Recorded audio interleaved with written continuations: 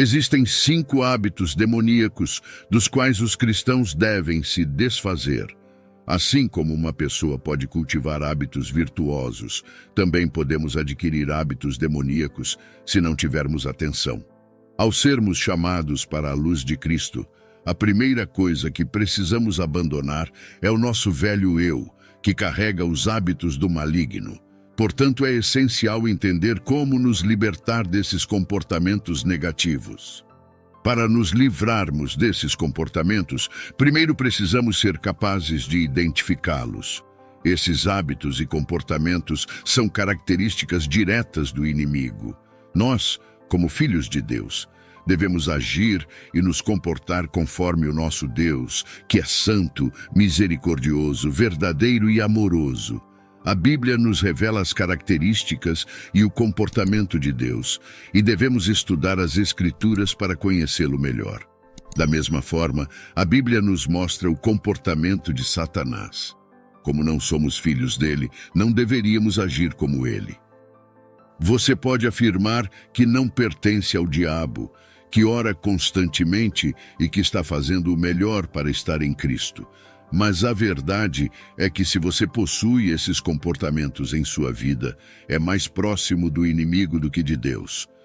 O mundo está danificado por causa dessas características diabólicas presentes na vida das pessoas. Paulo nos disse para abandonar o velho eu, aquele ser corrupto que costumávamos ser. Precisamos deixar de lado tudo o que permite a luxúria, o engano e a injustiça. Para nos libertarmos desses hábitos, precisamos primeiro identificá-los. Quais são os hábitos demoníacos que você precisa eliminar da sua vida? Primeiro, o hábito de desvalorizar as pessoas. Muitos de nós afirmamos que não temos esse hábito, mas a verdade é que podemos manifestá-lo deliberadamente em algum momento. Se você já desejou o mal a alguém ou torceu para que o negócio de outra pessoa fracasse, você está exibindo um comportamento que Satanás sempre adota. Ele busca constantemente a queda das pessoas e se alegra quando elas brigam. Satanás está empenhado em derrubar as pessoas, pois ele mesmo está condenado ao inferno e a cada dia trabalha para arrastar mais pessoas com ele. Como está escrito em 2 Coríntios, capítulo 4, versículo 1 a 4. Portanto, visto que temos este ministério, pela misericórdia que nos foi concedida, não desanimamos. Pelo contrário, rejeitamos as práticas ocultas e vergonhosas. Não usamos de engano, nem torcemos a palavra de Deus. Esses versículos nos incentivam a renunciar às práticas desonestas e a não agir com astúcia ou manipular a palavra de Deus de maneira enganosa. Ao invés disso, manifestando a verdade, recomendamo-nos à consciência de todos os homens perante Deus. Mas, se o nosso evangelho está encoberto para aqueles que estão perdidos, para aqueles cujas mentes o Deus deste mundo cegou. Estes não creem para que a luz do glorioso evangelho de Cristo, que é a imagem de Deus, não brilhe sobre eles. O Deus deste mundo, Satanás, cegou e continua a cegar as mentes das pessoas, afastando-as da mensagem do Evangelho. Satanás está empenhado em derrubar as pessoas e deseja a eternidade no inferno para todos os seres humanos. Não há nada pior do que desejar isso para alguém. Como filhos de Deus, não devemos estar empenhados em derrubar as pessoas e desejar o mal para elas. Stephen, na Bíblia, poderia ter desejado a morte daqueles que o mataram e poderia tê-los amaldiçoado, mas não o fez.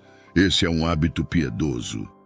Satanás sempre tentará usar as pessoas contra você, procurando feri-lo para que você passe a desejar o mal a elas. Você nunca deve permitir isso, pois você pertence a Deus, não a Satanás. Ainda pior, há pessoas e líderes na igreja que desejam o mal a outros membros.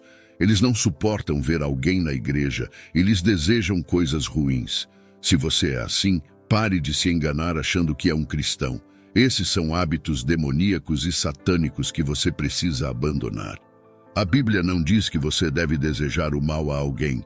Se você vê um irmão cometendo pecado, você pode corrigi-lo no Senhor, mas não o derrubar. A razão pela qual o mundo está no estado em que se encontra é a mentira. O enganador original foi Satanás, pois enganar está em sua natureza. Satanás é um mentiroso e tem mentido desde o princípio. Não há mentiras em Deus. Deus não engana você. O DNA de Deus é santidade e verdade.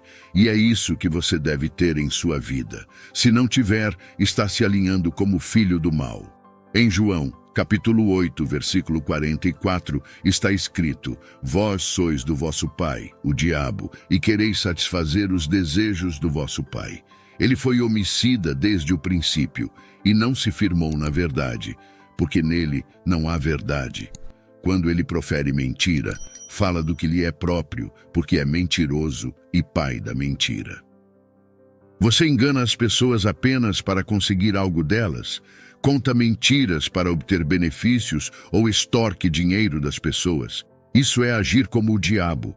Não estou te condenando nem dizendo que você não pode mudar ou que Deus não pode te perdoar. Apenas estou repetindo o que Jesus disse. Ele chamou de mentirosos aqueles que são do diabo. Você não pode pertencer a Deus se estiver cheio de engano. Não pode dizer que pertence a Deus se não tem a verdade em você. Você pode mudar hoje e parar de mentir. Seja honesto em suas negociações e verdadeiro em sua vida. Esse hábito de mentir é do diabo, é satânico. O diabo usa a mentira para enganar e extorquir pessoas, fazendo-as cair. Se você odeia as pessoas, buscará a queda delas e usará o engano para conseguir isso. Por favor, abandone esse hábito antes que seja tarde demais.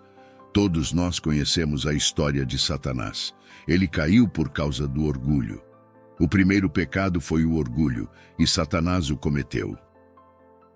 A Bíblia já disse que o orgulho precede a destruição. Não se destrua com orgulho. Existem muitos pecados diferentes que podem ser cometidos, e vemos todos eles na Bíblia. Mas, biblicamente, qual você diria que é o pecado final? Com todo o seu conhecimento da Bíblia, qual você diria que é o pecado que Deus mais odeia?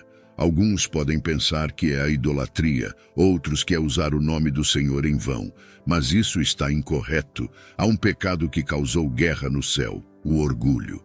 Quando o diabo decidiu se exaltar, vemos em Isaías, capítulo 14, versículo 12 a 14.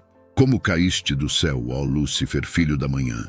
Como foste lançado por terra, tu que debilitavas as nações, pois disseste no teu coração: eu subirei ao céu, exaltarei o meu trono acima das estrelas de Deus. Também me assentarei sobre o monte da congregação, nos lados do norte. Subirei acima das alturas das nuvens e serei semelhante ao Altíssimo. Não permita que o orgulho o destrua. Lúcifer era uma bela criatura no paraíso, como vemos na Bíblia. O profeta Ezequiel o descreveu como o selo da perfeição, cheio de sabedoria e perfeito em beleza. Toda pedra preciosa o cobria, e ele era o querubim ungido que protegia. Ele era perfeito em seus caminhos desde o dia em que foi criado. Lúcifer foi totalmente preparado pelo Criador para refletir sua glória. Se um espírito tão poderoso e belo como Lúcifer pode ser vítima do pecado do orgulho, devemos ter cuidado para não cairmos no mesmo erro. Provérbios, capítulo 16, versículo 18, diz que o orgulho precede a destruição. Há muitas maneiras de provocar conflitos ou causar divisão, e uma delas é a fofoca. Eu não acho que as igrejas falem muito sobre o tema da fofoca. Este é um ato diabólico que provoca conflitos na igreja e em qualquer lugar. Você deve ser um defensor da paz e não da violência. Não escolha a violência, pois essa é uma das coisas que Deus odeia. Em Provérbios, capítulo 6, versículo 16 a 19, vemos que conflito e divisão não são o caminho de Deus. Satanás sempre causa divisão entre os cristãos para afastá-los de Deus. Devemos tomar cuidado para não realizar ações que possam criar divisão dentro da casa de Deus. É crucial livrarmos-nos de qualquer sentimento de ódio que possa residir em nós. Da mesma forma, se estivermos sendo influenciados pelo espírito da fofoca, é importante que o afastemos, pois isso nos levará a falar negativamente sobre os outros, causando assim desunião. Devemos nos esforçar para não sermos motivo de afastamento das pessoas de Deus e evitarmos contribuir para a dispersão da comunidade da igreja, pois isso seria uma ofensa grave.